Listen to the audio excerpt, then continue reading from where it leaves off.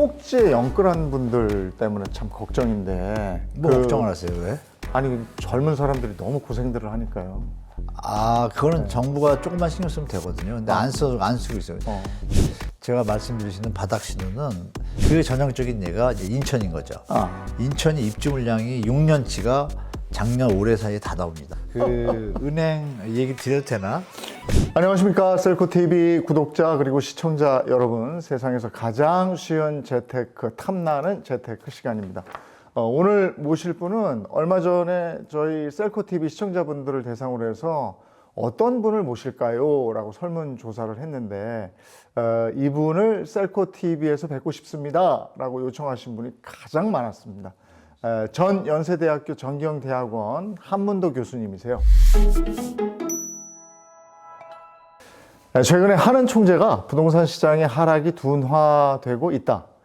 연착륙 가능성이 높아지고 있다. 이렇게 말을 했는데, 그러면서도 집값이 너무 빨리 떨어져서 금융 안정을 걱정하고 있다라고 하고요. 부동산으로 예전처럼 그렇게 돈 벌 일은 없지 않겠는가라는 취지로 얘기를 하신 걸 들었습니다. 어떨 것 같습니까? 이제 예전에는 사실 부동산은 불패였잖아요. 근데 지금 하는 총재께서도 부동산 불패는 옛말이 될 것이다의 취지 얘기를 하신 걸 제가 들었는데 그렇게 될 것 같습니다. 그건 좀 약간 과장된 표현이고요. 예. 부동산은 우리가 이제 의식주가 있잖아요. 네. 그 의식이 해결되고 나면 주택을 하잖아요. 그 인간의 탐욕이나 성취욕이나 계산해 보시면 다들 왕들이 그러면 왜 조그만 집에 살지 성을 짓겠어요. 모든 경제가 안정된다고 했을 때 집값에 대한 쪽으로 가겠죠. 결국은 좋은 집으로. 근데 일본은 네. 이제 집을 그렇게 그 구매나 재테크의 수단으로 보지 않고 안 보죠. 그냥 머무는 공간으로 너무 크게 봤잖아요. 있으니까. 네. 근데 예전에는 일본도 우리 못지않게 집에 투자하고 집으로 돈 불리고 이런 게 많았었잖아요. 네. 근데 우리는 그런 우려는 없는 건가요? 근데 이제 시장을 정확히 보셔야 되는데요. 일본에서 막 부동산이 폭등한 건요. 가게들이 집을 사서가 아니고요. 기업들이 부동산을 사서 올랐습니다. 그래요? 네, 거의 70, 80%가. 우리는 가게가 주도적이잖아요. 예, 맞아요. 그게 좀 틀립니다. 틀리다는 좀 그렇구나. 말씀드리고, 현재도 사람들은 저평가된 주택과 고평가된 주택을 구분할 수 있는 능력이 예전에 많이 없다가 그냥 묻지마 투자 형태로 가다가 요즘은 우리 셀코TV처럼 유튜브의 정보라든지 이런 정보가 많이 노출돼 있잖아요. 근데 그거를 이제 그 툴을 활용해가지고 하시는 전문 투자하시는 분들도 계시고 이러다 보니까 주택가격 상승이 국지적으로 벌어지고 있습니다. 계속. 그럼 인구가 늘어나는 것은 당연히 주택가격이 오르겠죠. 어느 지역들이 이제 계속 강세를 보이는 데가 있습니다. 이 하락장에서도. 그것은 뭐냐면 중장기적으로 봐도 일자리가 많은 곳들은 당연히 그쪽으로 몰려갈 것이고 인구 소멸이 될 어떤 지역들은 말씀하신 대로 답이 없는 데죠. 우상향 이런 얘기는 전혀 근거가 없고 다만 몰리는 지역들은 계속 올라갈 수 있는 가능성이 높잖아요. 몰리니까. 그러면 똘똘한 한 채는 여전히 그 의미가 거군요. 존재하는 거죠. 예. 존재하고 그 똘똘한 한 채가 정상적인 한 채가 아니라 투기성으로 가는 것을 정부가 막아주면서 균형 발전을 잘 하면 되는데 제가 볼 땐 하는 총재가 얘기한 것은 전국적으로 볼 때 평균 개념으로 보면 맞겠지만 지금은 우리 투자나 투기 형태가 다 도심 위주잖아요. 뭐 재개발 정부 위주라든지 그쪽이잖아요. 그 부분에 대해서는 그거는 막을 수가 없잖아요. 그러니까 좋은 위치에 재건축 재개발 쪽은 여전히 수요가 있는 곳들은 수요가 모자른 곳들은 말씀하신 대로 이제 그런 걸 꿈꿀 때가 이제 지났고 그러니까 예전에는 뭐 전라도 경상도 어디도 돈을 벌고 뭐 이랬지만 지금 이제 그런 시대는 끝난 거죠. 근데 그거를 이제 구분하셔가지고 시장에 접하셔야겠죠. 모든 게 되는 수도권이 지금 이제 양극화가 심하거든요. 인천 송도가 갑자기 반값이 될지 누가 알았겠어요. 그런 개념입니다. 그러니까 인천 같은 경우에 예를 들면 뭐 의약회사, 뭐 삼바, 뭐 좋은 회사들이 많잖아요. 그럼 중장기적으로 보면 만약에 중국과 관계가 트여진다. 그러면 어떤 일이 벌어지겠어요? 또 올라가겠죠. 일반화시켜서 보시지 마시고 이제는 시장을 다 국지적으로 선택적으로 차별해서 보셔야 되는 때가 됐습니다. 시대가. 주식을 할 때도 네네. 전체 주식이 오를 때가 있고 그 개별 주가가 그렇죠. 오를 때가 맞습니다. 있어요. 똑같은 말씀이에요. 맞습니다. 그래서 이제 전문가들은 그걸 쪽집게처럼 찾아내서 거기서 부를 그렇죠. 창출하거든요. 맞습니다. 부동산은 그 아는 눈이 비슷하더라고요. 그러니까 내가 살고 싶은 곳에 사람이 몰리고 그건 당연하죠. 거기가 올라가요. 네, 맞습니다. 근데 사실은 거기에 진입할 때 너무 힘들거든요. 그렇죠. 그래서 많은 분들이 바닥이 언제냐를 논하거든요. 바닥이요. 그러니까 그러면 그렇죠. 내가 언젠가 되도록이면 더 싸게 잡아서 그렇죠, 그렇죠. 예, 비쌀 때 좀 재미를 보자 이건데 바닥 신호를 일반인들은 모르잖아요. 아니 이제 많이 아실걸요? 저도 많이 얘기하고 많이 알려주셔가지고 아직은 아니잖아요. 우리 셀코 TV 시청자분들한테 제가 말씀드릴 수 있는 바닥 신호는 기본적으로 이제 저는 세 가지하고 플러스 하나를 계속 드리는데 일단 정부 정책은 제 번외로 하고요.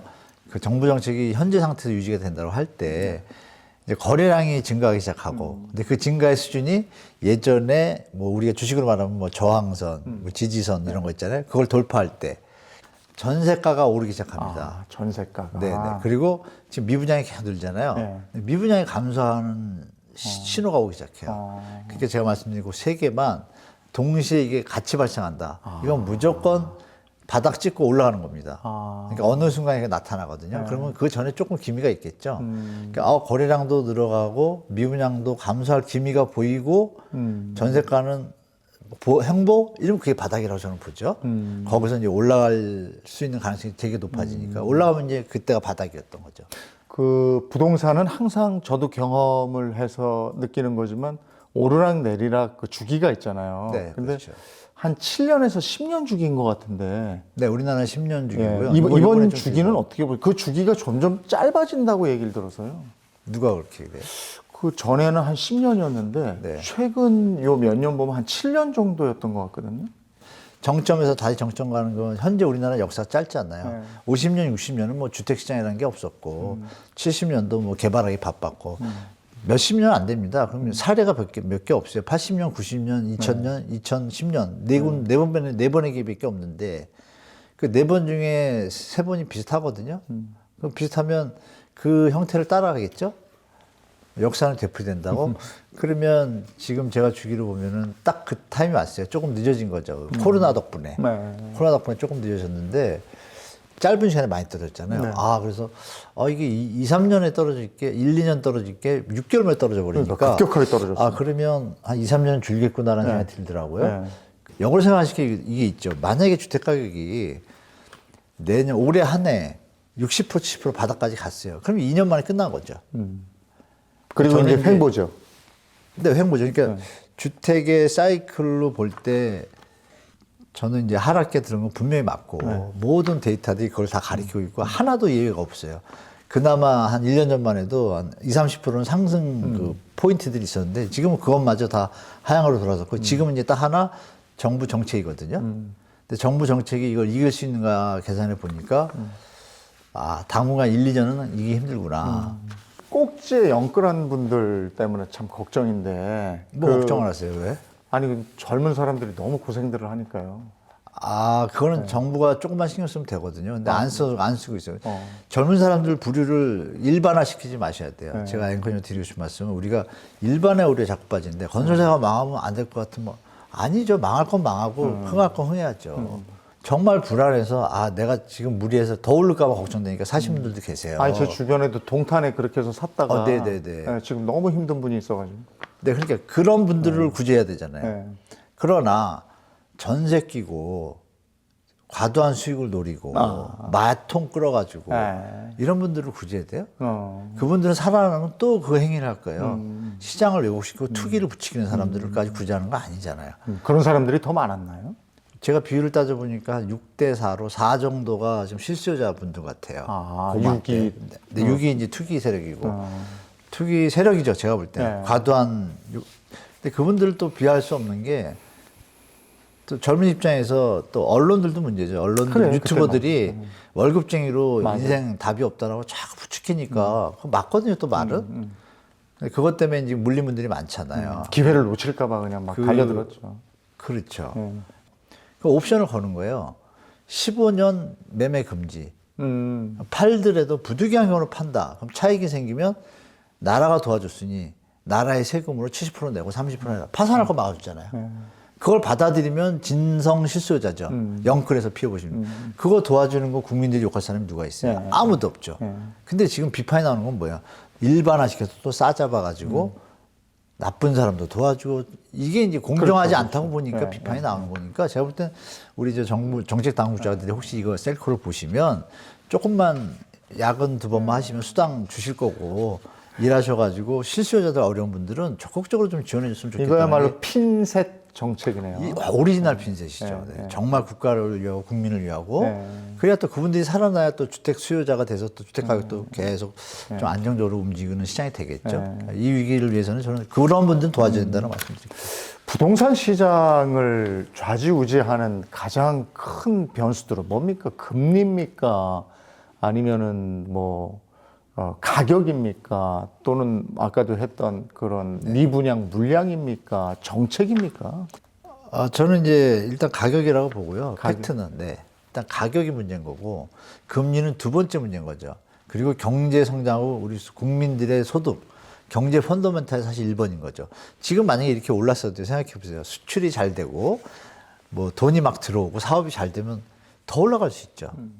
물가가 안만 오르고 금리가 안만 높으면 뭐예요? 더 돈을 벌면 더 번성할 수 있잖아요.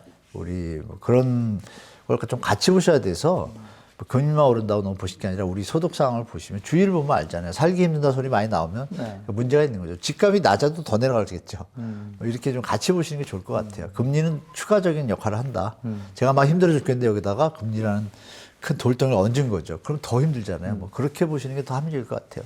요즘에 이제 뭐 어느 지역 가리지 않고 다 집값이 많이 떨어졌습니다만 네네. 그래도 가장 많이 받는 질문 중에 하나가 어디가 제일 많이 떨어졌어요? 이런 거 아닙니까? 어디가 제일 덜 떨어졌어요? 네네. 어디가 제일 많이 떨어졌어요? 이런 질문이요. 집이 만약에 100개가 있는데 입주 물량이 100개가 딱 생겼어요. 네. 그럼 대체적으로 이전할 수가 있잖아요. 네. 이때 만약에 인구가 받쳐줘가지고 그걸 수요를 맞추면 좋은데 못 맞추는 지금 시점처럼 인구 감소 죽이고 이러면 이쪽에 이동하면서 이쪽이 비게 되잖아요. 공실이 나오잖아요. 그러면 당연히 가격 경쟁으로는 하방 압력이 존재하니까 주택 가격이 내려갈 수밖에 없잖아요. 그 전형적인 예가 이제 인천인 거죠. 인천이 입주 물량이 6년치가 작년 올해 사이에 다 나옵니다. 어마어마한 물량이에요. 그 집을 채울 길이 없어요. 그런데 현재 있는 분들이 전세가격이 비싸니까 갈 거 아니에요? 여긴 가격이 못 버티죠.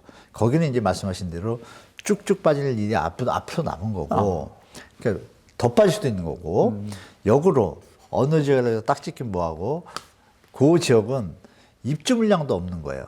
근데 수요는 계속 들어오는 곳이에요. 뭐 솔직히 얘기하면 서초, 강남, 용산 이런 데 아니에요? 네네네. 네. 그런데 지금은 아닙니다. 올해는 아닙니다. 올해는 아닙니다. 이게 네. 팩트를 정확히 보는데 평소에는 그게 맞아요. 네, 네. 맞는데 올해는 또 달라요? 완전 다르죠. 아. 제 얘기가 맞을 가능성이 한 70% 이상입니다. 그 가을에 보시면 아실 것 같은데 좀 이따 말씀드릴게요. 그럼 그런 지역들은 가격이 좀 덜 빠졌어요. 그리고 서초구, 강남구, 송파구는요. 서울의 입주 물량 뭐 기억나실 거예요. 평소에 보통 뭐 적정 물량 3만, 4만 이랬잖아요. 근데 강남 4구에만 2만 400여 가구 들어옵니다. 집이. 근데 지금 역전세난으로 지금 강남이 빈 데가 많거든요. 공실이. 말씀하신 대로 들 떨어진 것들도 입주 물량이 많다. 그러면 이제 올해 영락 없이 따라갈 것이고 입주 물량이 많은데 계속 이어진 건 더 떨어질 것이고 근데 입주 물량도 없고 여전히 똑같은 상태면 건조해 버티겠다. 지역별로 완전히 다르다고 제가 말씀드릴게요. 아니 지난번에 압구정동 쪽에 부동산 하시는 분이 저희 셀코 TV에 나오셨는데 네네네네. 거기는 오래됐으니까 너무 오래됐죠. 전세 물량 굉장히 싸더라고요. 그렇죠. 네. 네, 매매가하고 비교가 안 네, 되죠. 근데 요즘에 다시 또 급매물 같은 건 다 빠르게 소진됐다고 네, 그래서 매매 다시 또 오르려나 이런 생각을 했었거든요. 이거까지 하면 얘기가 길어지는데 재건축을 하려면 몇 년 걸리는지 우리 앵커님 대충 아시잖아요. 저 알죠. 저도 지금 그러면 지금 이 상황에 네. 무슨 부귀영화를 누리겠다고 그 맞아요. 높은 값을 배팅해가지고 아무리- 40억을 거기다 놓고 있겠어요? 지금 아무리 빨라도 압구정동이 그거 재건축되려면 사람이 15년, 20년 되지 않겠어요? 아니, 그러니까 맨하탄 가야 되는 거 아니에요? 거기가, 실제로요, 우리 시청자분들, 그, 은행 얘기 드려도 되나? 제가 이제 은행 PB 센터장님들하고 조금 친한데, 맨하탄에 가고 오는 팀들이 있습니다, 사러. 네. 해외에 살 게 너무 많은 거예요. 아 그래요? 그러니까 제가 상식적으로 생각해도, 조세협정 맺어 있고 이런 데들은 안전하잖아요. 네. 그러면 그런 데 가면 소식이 들려오는 거예요. 네. 그리고 LA나 이쪽에 한인들 정보들이 많이 들어오잖아요. 그럼 거기도 지금 주택가 하락기잖아요. 네. 우리는 지금 버티고 있어, 서초강남이. 근데 거기도 이제 시장 변화가 일어나잖아요. 그러면 저 같아도 거기 하나 사고 싶지 않을까요? 우리 부동산 국내 투자자들이 외국으로 눈 돌리면 외국 거 다 살걸요, 이제. 지금 많이 돌리고 계세요. 실제로 많이 돌리고 계세요. 이미 그러신 분들도 제가 얘기 들어본 건 있어요. 그러신 분이 아니라 많이 움직입니다. 일본에도 좀 사시고 뭐 이러더라고요. 네, 일본 팀이 요새 생겼고 예. 요즘 저 일본이 좀 약해지니까 조금 부동산 하시는 이제 펀딩들이 있어요. 펀드하고 이런 팀들이 좀 많이 가시고 그전에는 한때는 호주 많이 갔었고 캐나다하고 미국에 요새 이제 작년 여름부터 가시는 분들이 꽤 있는 걸로 알아요. 그래서 실제로 매입도 많이 하시고 아시아나 미국에 수영자 있고 하면 4억밖에 안 하는 거. 그러니까 너무 우리 서울이 비싸요. 물론 미국도 맨하탄 같은 데는 그렇죠, 비싼데 비싸죠. 근데 우리보다 단가를 따지면 거기가 더 쌉니다 지금. 그래서 여러분이 이제 글로벌 개념으로 좀 접근하시는 것도 필요할 때다. 그 기억하시면 왜 외국인들이 왜 한 4, 5년 전만 해도 뭐 러시아 부호가 우리나라 어디 뭘 사 이런 뉴스 많았잖아요. 중국 뭐 제주도 다 사고 여기 네네. 압구정동 사고 막 요즘 그랬잖아요. 없잖아요. 예. 요즘 뉴스가 없잖아요. 왜 안 사죠? 비싸니까. 올라도 너무 올랐네 하고 빠졌겠죠. 제가 외국인이라도 여기보다 딴 데가 낫겠나 하고 갔겠죠. 그게 캐나다였고 뭐 이런 거죠. 네, 캐나다가 다시 올랐고. 예. 네, 그런 글로벌 개념 좀 가시면 좋을 것 같습니다. 네.